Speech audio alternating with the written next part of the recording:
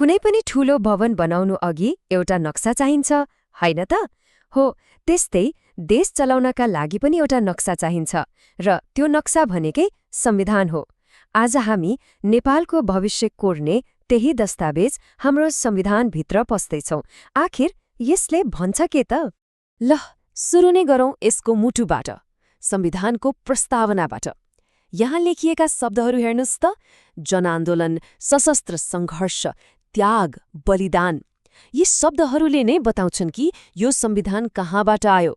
यो केवल कागजको पाना होइन, यो त जनताको पसिना, रगत र परिवर्तनको सपनाले लेखिएको एउटा जीवन्त इतिहास हो। 2015मा आयो यो नयाँ रूपरेखा। अब आज हामी यही रूपरेखालाई एकदमै सरल तरिकाले केलाएर हेर्नेछौँ।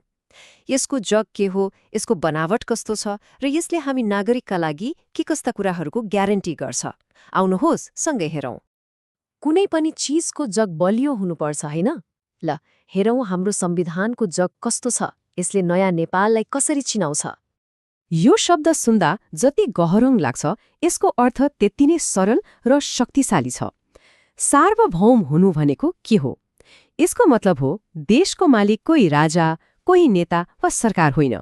देशको असली मालिक नेपाली जनता हुन्। मतलब शासनको लगाम सिधै नागरिकको हातमा छ।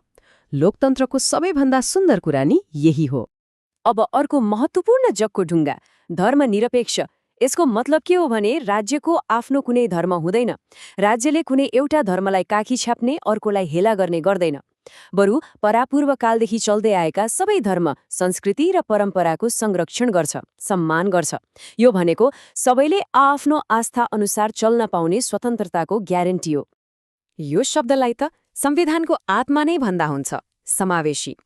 यसको सोझो अर्थ हो कोही पनि नछुटुन्, कोही पनि पछाडि नपरुन्, चाहे जुनसुकै जात जातिको होस्, जुनसुकै भाषा बोल्ने होस् वा जुनसुकै क्षेत्रको होस्, सबैलाई राज्यको हरेक तहमा सामेल गराउने। यो केवल प्रतिनिधित्वको कुरा मात्र होइन, यो त यो देश मेरो पनि हो भन्ने भावना जगाउने एउटा गहिरो प्रयास हो।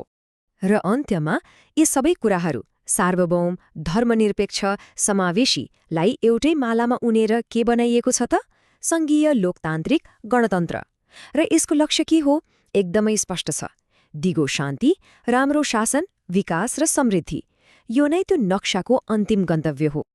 ल जगको कुरा त भयो, अब हेरौँ त्यो जगमाथि कस्तो घर बनेको छ।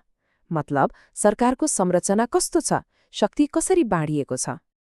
यो नम्बर याद राख्नुस्, 3। नेपालको पुरै शासन प्रणाली यही नम्बरको वरिपरि घुम्छ। किनभने सबै शक्ति काठमाडौँको सिंहदरबारमा मात्रै थुपाएर राखिएको छैन, बरु यसलाई 3 तहमा बाँडिएको छ। हो, यही हो त्यो 3 तहको संरचना। सबैभन्दा माथि सङ्घ अर्थात् केन्द्रीय सरकार, त्यसपछि प्रदेश सरकारहरू र सबैभन्दा नजिक हाम्रो घरदैलोमै आइपुग्ने स्थानीय तह अर्थात् गाउँपालिका र नगरपालिकाहरू।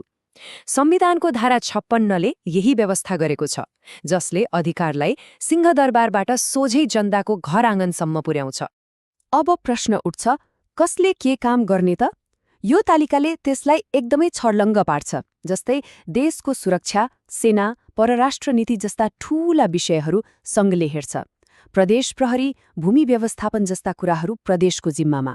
र हाम्रा लागि सबैभन्दा महत्त्वपूर्ण स्कुल, स्वास्थ्य चौकी, गाउँको बाटोघाटो, यी सबैको जिम्मा स्थानीय तहलाई दिइएको छ। यसरी हरेकको काम र जिम्मेवारी छुट्याइएको छ। जग बन्यो, घरको संरचना बन्यो।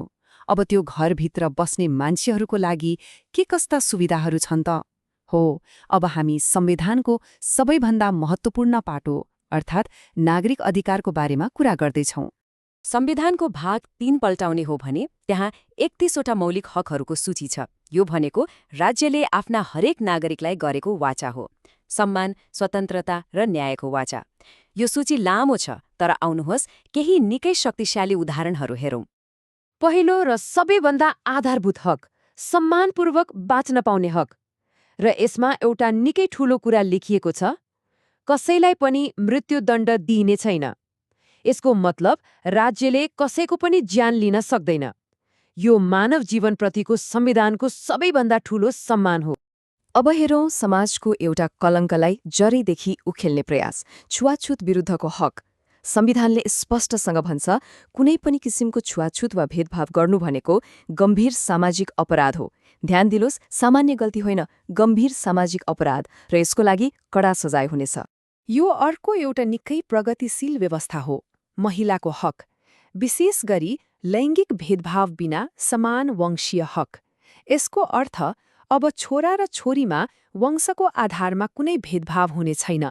यो हाम्रो समाजमा गहिरोसँग जरो गाडेर बसेको पितृसत्तात्मक सोचमाथिको एउटा ठूलो प्रहार हो। अहिलेको समयमा यो हक कति सान्दर्भिक छ हेर्नुस् त। स्वच्छ वातावरणको हक। संविधानले नै हरेक नागरिकलाई सफा र स्वस्थ वातावरणमा बाँच्न पाउने अधिकार दिएको छ। यसले के देखाउँछ भने हाम्रो स्वास्थ्य र हाम्रो वरपरको वातावरण एकअर्कासँग अभिन्न रूपमा जोडिएका छन्। कुनै पनि देशको भविष्य त्यसका नागरिक कति शिक्षित छन् भन्ने कुरामा भर पर्छ। यही कुरालाई बुझेर संविधानले शिक्षालाई मौलिक हक बनाएको छ। राज्यले आधारभूत तहसम्मको शिक्षा अनिवार्य र निःशुल्क र माध्यमिक तहसम्म निःशुल्क दिनै पर्छ। यो नागरिकलाई शिक्षित बनाउने राज्यको सबैभन्दा ठूलो लगानी हो। पहिले हामीले समावेशी शब्दको कुरा गर्यौं हैन? हो, यो हकले त्यसैलाई व्यवहारमा उतार्छ। सामाजिक न्यायको हक। यसले के भन्छ भने जो समुदायहरू ऐतिहासिक रूपमा पछाडि पारिए उनीहरूलाई राज्यका हरेक अङ्गमा समावेशी सिद्धान्त अनुसार सहभागी गराइनेछ। यो भनेको केवल अवसर दिनु मात्र होइन, अवसरसम्म पुग्ने बाटो नै बनाइदिनु हो। ल, राज्यले के दिन्छ, अधिकारहरू के छन् भन्ने कुरा त भयो, तर यो घरलाई बलियो बनाइराख्ने जिम्मेवारी कसको त हो? अब कुरा गरौँ जनताको भूमिकाको। यो भनेको एउटा सामाजिक सम्झौता जस्तै हो। एकातिर राज्यले आफ्ना जनतालाई समानता, स्वतन्त्रता र न्यायको प्रतिज्ञा गर्छ र अर्कोतिर जनताको पनि केही कर्तव्य हुन्छ, जस्तै देशको रक्षा गर्ने, संविधान मान्ने र सार्वजनिक सम्पत्तिको संरक्षण गर्ने। भन्छन् नि, अधिकार र कर्तव्य एउटै सिक्काका दुई पाटा हुन्। यो त्यस्तै हो, एकतर्फी होइन, दुईतर्फी सम्झौता। अन्त्यमा संविधान भनेको के हो त? यो एउटा राष्ट्रले आफ्ना जनतासँग गरेको सबैभन्दा ठूलो वाचा हो। तर एउटा प्रश्न यहाँनिर छोडेर जाउँ, त्यो वाचालाई जीवित राख्न के चाहिन्छ होला? सायद कागजमा लेखेर मात्र पुग्दैन। यसलाई जीवन्त बनाउन निरन्तर प्रयास, नागरिकको सचेतना र राज्यको इमान्दारी, यी सबै कुरा आवश्यक पर्छ होला।